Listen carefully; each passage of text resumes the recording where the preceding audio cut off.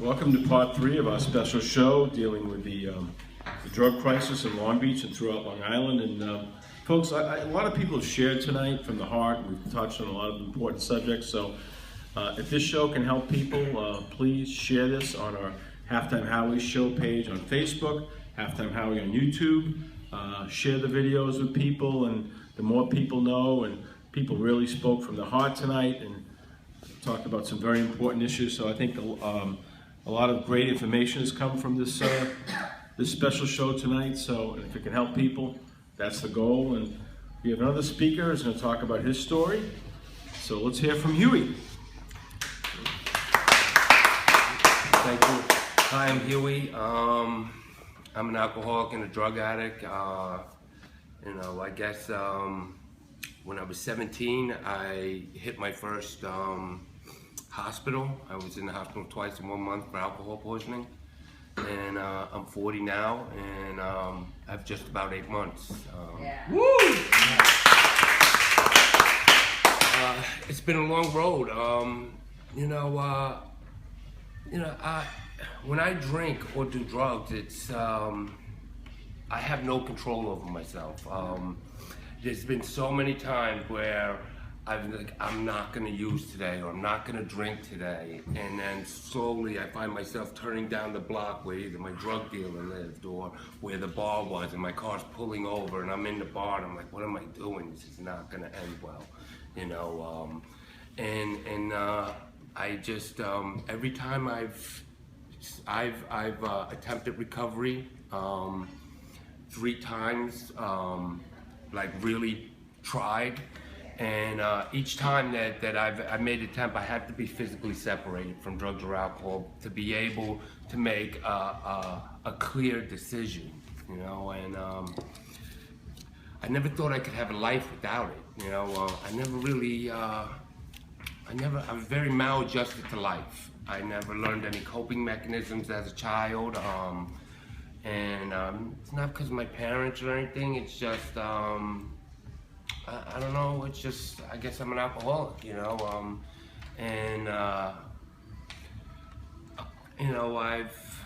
I was in rehab 3 times over the years, 28-day program, and I've been blessed where I've had insurance, and they've paid for me to go each time that I've been. I've had an opiate addiction, and with the painkillers, and then like the heroin, and and they were talking earlier about the doctors. I think that, and government and legislation.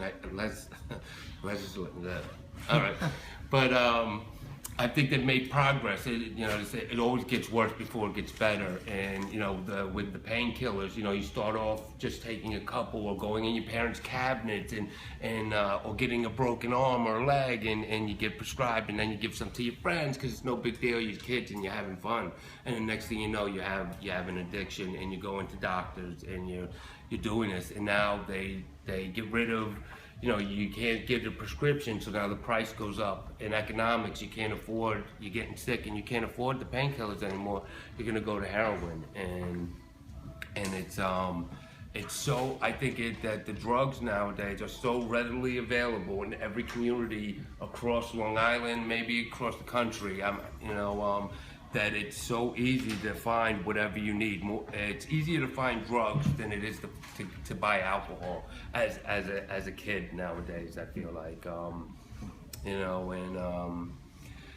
The effects on the family is, I never thought I was hurting anybody else. It was like, oh, it's just me, so who cares? I didn't care about myself, so I didn't really care what happened to me, and I didn't think anybody else did, so it didn't matter what I was doing. And in my 30 years of abuse, I got a family and a wife, and I was so far gone by this point that I couldn't see the damage that I was causing my family. I wouldn't come home at night. My kids would be up at night wondering whether I'm gonna come home. Is Daddy gonna make it home? I couldn't see it. I couldn't see what was wrong with the lifestyle I was living.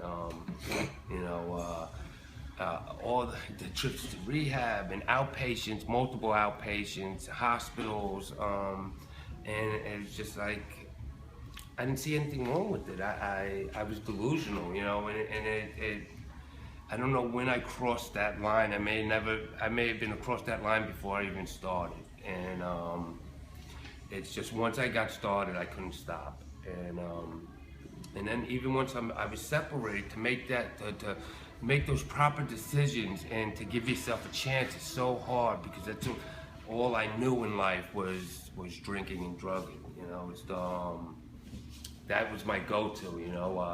Everything I did involved one or the other. You know, we were playing softball, we were drinking. You know, you were going out meeting girls before I got married. You go out to a bar. You know, everything revolved around it. And you know, I guess that's the society we live in.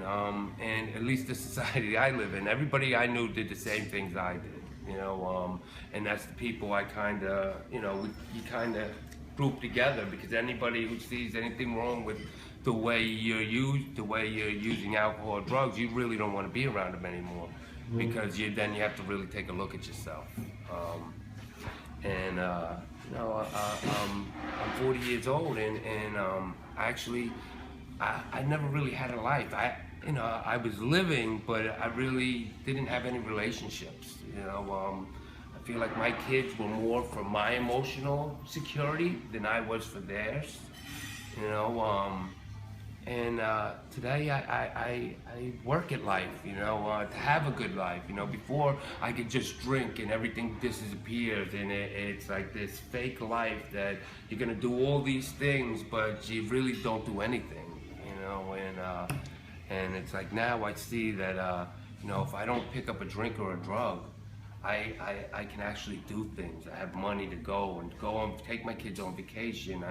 You know, I have money that I don't have to worry about where my food's gonna come for the week, or choosing between whether I'm gonna have gas money to go to work or if I'm gonna pick up. You know, and it's a struggle. You know, not every day's easy. You know, but today is much better than it was. You know, not every day was bad out there. I had a lot of good times when I was out there, but the bad times don't outweigh. You know, the bad times are so much worse than the good times. You know, somebody earlier said it's a progressive disease. You know, in the beginning there's a lot of good times, and then that starts slowing. You know, when you hit bottom after bottom, and they come quicker and quicker, and you can't slow. You know, when I was younger, I used to be able to quit for a day or two or a week or a month because things got bad. And then as I got older, that quitting got smaller and smaller. It went from being able to slow down for a week to 2 days to a day to not being able to do it at all. You know, and at points in time in my life, I had to choose between picking up and my home. And I picked up, I chose to be homeless for a short period of time, and before I went away and got help. And you know, it's not that I didn't love my family and all that, but I just couldn't stop. And it wasn't, you know, it took me a long time. You know, I guess the last 3 years I've been struggling up until this last 8 months, and I don't know what clicked.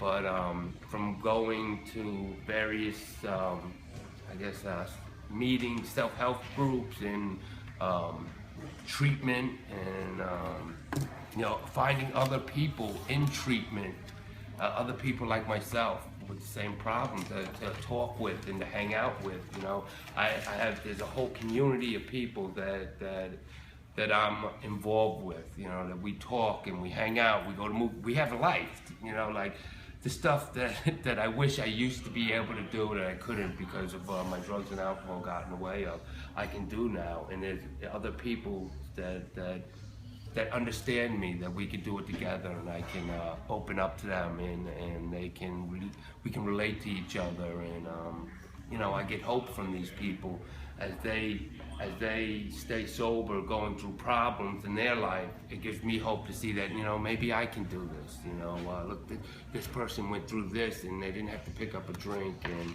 they went through that, and so, you know, maybe I can do this. You know, and that was a question that I never thought I could do. Every time I was drinking or using, I would say, tomorrow I'm gonna get help. This is it, I'm done, I have a problem. But the minute I sobered up, it was like, no, I'm okay, I got this, I can do this. It was that vicious circle of, you know, of picking up, wanting to get help, sobering up, and not having the courage or I don't know what it is, just not being able to either get the help you need or I don't know, understand it. I'm not exactly sure what it is, but there's this circle that you go through, and it's brutal. And I don't think anybody would choose to put themselves in these situations, you know.